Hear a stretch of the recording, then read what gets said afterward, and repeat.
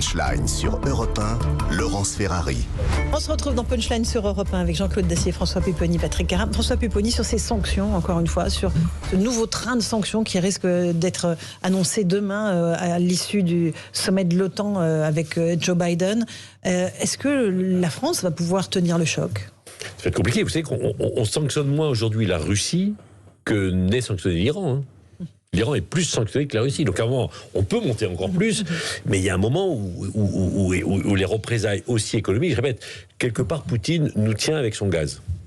Bon, on est obligé de passer par lui et on ne peut pas. Alors, ce qu'on essaye de faire, c'est qu'on essaye d'aller en Turquie et en Azerbaïdjan. Surtout l'Azerbaïdjan, qui n'est pas la plus belle des démocraties, loin de là, qui a exterminé les Arméniens au Karabakh l'année dernière, et on se précipite chez les Azéris pour essayer d'acheter le gaz qu'ils ont, en disant on ne veut pas acheter à Poutine parce qu'ils bombardent les Ukrainiens. Mais l'année dernière, les Azéris, ils ont exterminé 4500 Arméniens d'un pays, le Haut-Karabakh, où il y avait 150 000 personnes. Bon. Voilà, donc on est obligé, mais on est tenu, Patrick le disait tout à l'heure, en termes de gaz, moins de pétrole, parce que le pétrole, on peut l'acheter ailleurs, et d'ailleurs, on achète plus le russe. À condition, cher ami, à condition, et c'est ce qui est en cours, de libérer le pétrole iranien. Oui, les Russes ont essayé de bloquer l'accord qui était en train de s'écrire. Et où le gaz iranien aussi. Voilà. Donc on est obligé d'aller discuter avec des gens avec qui éventuellement on n'a pas envie de discuter, qui sont aussi sous sanctions. Parce mais on peut comprendre, il faut le faire. Ce qui est, tout à l'heure, moi j'étais un peu gêné à l'Assemblée nationale, parce qu'on sait ce que le président Zelensky demande aux Occidentaux. Il vient le demander dans tous les parlements et on lui dit après, non. Mais on l'applaudit main sur le cœur et on lui donne pas ce qu'il demande. Et les entreprises françaises ont dit non. On a aussi des intérêts vitaux à défendre. Pardon, pas d'angélisme là-dessus. On a des intérêts vitaux. C'est vrai que l'idée que aujourd'hui on est quelque part un peu impuissant, oui. Malheureusement, ce sont les relations aujourd'hui, l'état du monde et l'état des rapports de force. Alors moi, je voudrais rebondir sur le Karabakh. Qu'est-ce qui s'était passé en 2020 ? Parce que ça, faut l'entendre. L'Azerbaïdjan, aidé puissamment par la Turquie, envahissent une zone, un territoire qui était jusque-là en paix avec et arménien, c'est le Haut-Karabakh et une partie de l'Arménie qui était en paix et dont la paix était garantie par les traités de Minsk. Ils y vont en tuant massivement, en envoyant sur les routes des dizaines de milliers de réfugiés. Ils y vont dans le silence international. Oui. Que pense Poutine quand il voit ça ? L'Europe, l'Occident est toujours faible. Ils n'ont rien fait, ils ne feront rien. Donc il faut entendre ça. Le dit, Tout acte a des conséquences. Et on paye les conséquences de cet attentisme. Si on avait réagi sur le Karabakh, si on avait été ferme, comme il fallait le faire, si on avait mis au pied du mur la Turquie, et je constate qu'on est toujours en train de s'aplatir devant les Turcs, eh bien on ne serait pas là aujourd'hui. Première remarque. Sur le train de sanctions sur les oligarques, est-ce que vous avez vu ce qu'a dit Poutine la semaine dernière ? Il a parlé des oligarques comme étant des traîtres, comme étant des chiens, de la vermine qui va se gaver, qui préfère se gaver sur la Côte d'Azur de caviar et d'huîtres, etc.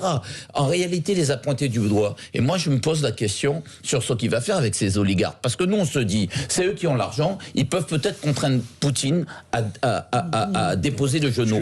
Les oligarques, aujourd'hui, il peut leur faire ce que MBS, Mohammed Ben Salman, c'est aujourd'hui le patron de l'Arabie Saoudite, c'est ce qu'il a fait lui-même avec ses propres milliardaires. Il leur a dit, c'est très simple, j'arrive au pouvoir, on me dit que vous allez contester quelque chose, on va faire quelque chose. C'est votre fric ou la prison. Et parfois c'est votre fric et la prison. Et il a récupéré des centaines, 200, 300 milliards de dollars. Il a même fait au Premier ministre libanais, qui était Premier ministre en exercice, et qui s'est retrouvé dépouillé d'une partie de ses biens. Jean-Claude, là-dessus.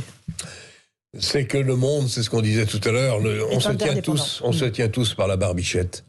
Et c'est pour ça que je vois mal comment on peut essayer de sortir de ce conflit, encore une fois, je le répète, qui est d'un autre temps, parce que mettre la main sur un pays comme l'Ukraine, qui est plus grand que la France, avec je ne sais pas combien de millions d'habitants, mais ça fait beaucoup de monde, une armée qui est loin d'être ridicule, 200 ou 250 000 hommes, avec de l'armement que fournissent notamment les Américains, pas seulement, depuis de longues années, entraînant les équipes militaires, notamment dans le sud des États-Unis.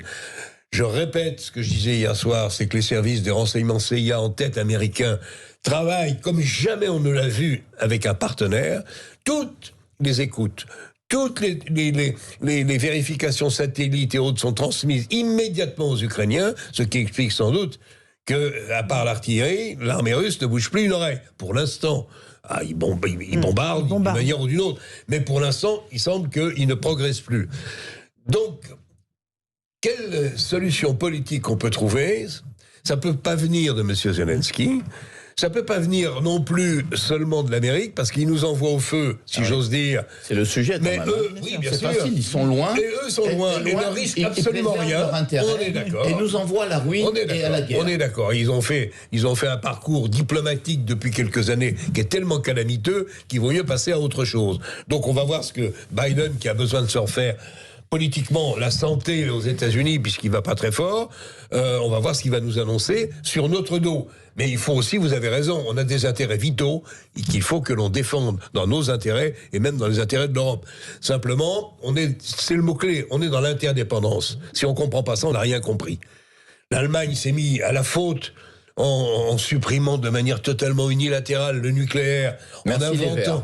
Et maintenant, elle ne sait plus comment faire pour essayer de continuer avec le charbon. Ils savent plus. Alors, ils vont réinventer le charbon. Madame Merkel n'est pas aussi géniale visionnaire qu'on l'a dit. Les Allemands sont dans une situation calamiteuse. Nous, ça va à peu près. Mais encore une fois, nous sommes tous sur cette planète. Ça s'appelle la mondialisation.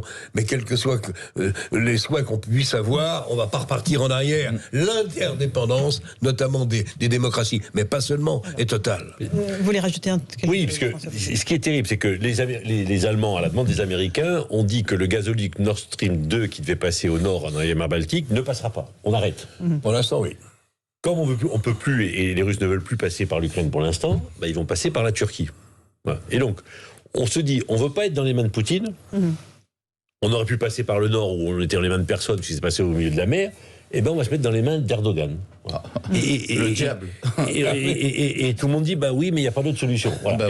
Et donc il n'y a que des mauvaises solutions. Il n'y a que des mauvaises solutions. Mais celle-là, c'est la pire. Et il faut. Erdogan, c'est le spécialiste du chantage. Non, mais pardon, il faut rappeler, c'est évident. avec les 2 millions de migrants qu'il voulait nous envoyer, et nous a extorqué des milliards d'euros. Qu'on continue à payer. Et qu'on continue à payer. On continue à laisser ouvert. Ça aussi, c'est Madame Merkel. La vraie question, c'est comment.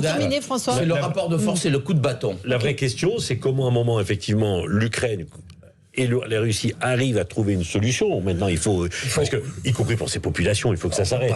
C'est juste insupportable. Et on voit bien comment Vladimir Poutine monte en puissance en bombardant de plus en plus fortement avec des moyens de plus en plus sophistiqués pour montrer qu'il veut aller jusqu'au bout. Zelensky ne pourra pas tenir. Et après, il faut qu'on trouve une cohésion collective.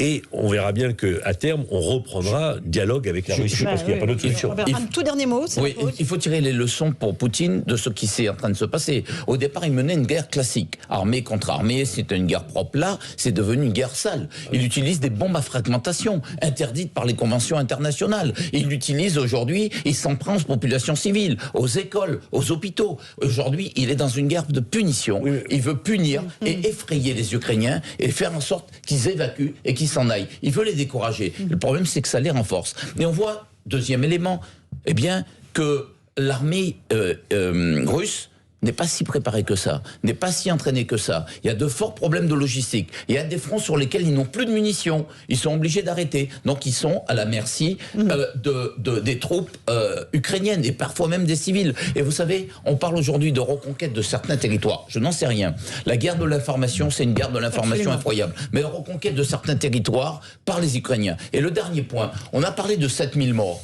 Aujourd'hui, ils reconnaissent 400 ou 500 morts. On a parlé de 7000 à 10 000 ou 15 000 morts, côté russe, côté soldats russes. Est-ce que vous savez qu'en 10 ans, combien de soldats russes sont morts en Afghanistan? Combien? En 10 ans de guerre? 14 453 morts, précisément. Ça veut dire qu'on a déjà dépassé, à minima, la moitié des morts. Il faut se méfier aussi des chiffres. Oui, mais attendez 2 secondes. Que disent les Russes pour ne pas reconnaître ces morts? Parce que c'est le sujet. Eh bien, ils disent que ce sont des déserteurs ou des disparus. Parce que Poutine peut avoir un problème. Si l'opinion publique russe s'aperçoit de cette hémorragie, moi, je peux vous dire que les mères MERES, celles qui avaient mis des millions de personnes à Moscou, moi, j'ai vu des grands défilés comme ça, qui faisaient trembler à l'époque de pouvoir russe. Elles sont extrêmement populaires. C'est les seules structures capables de jouer un rôle en Turquie. L'opposition a reçu le message Navalny, hier. Non, mais lui, ça compte pas.